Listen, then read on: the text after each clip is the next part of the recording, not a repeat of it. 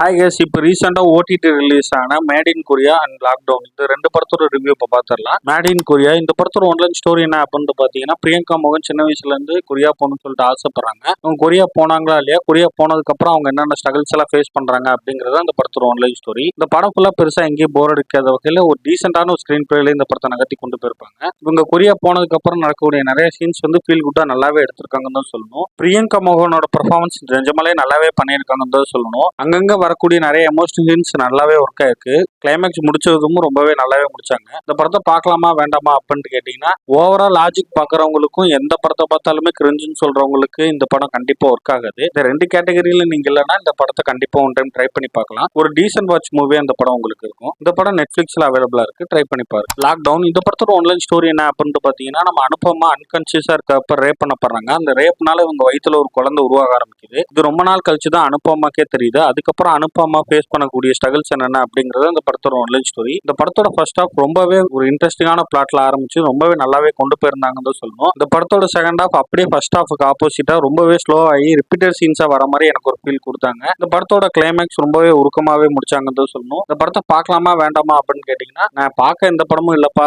ஏதாவது ஒரு படம் பார்க்கணும் அப்படின்னு நினைச்சீங்கன்னா கண்டிப்பா இந்த படத்தை ஒன் டைம் ட்ரை பண்ணி பார்க்கலாம். இந்த படம் அமேசான் பிரைம்ல அவைலபிளா இருக்கு. இந்த மாதிரி நிறைய மூவி ரெக்கமெண்டேஷன், மூவி ரிவ்யூஸ்க்கு மறக்காம சேனலை சப்ஸ்கிரைப் பண்ணுங்க.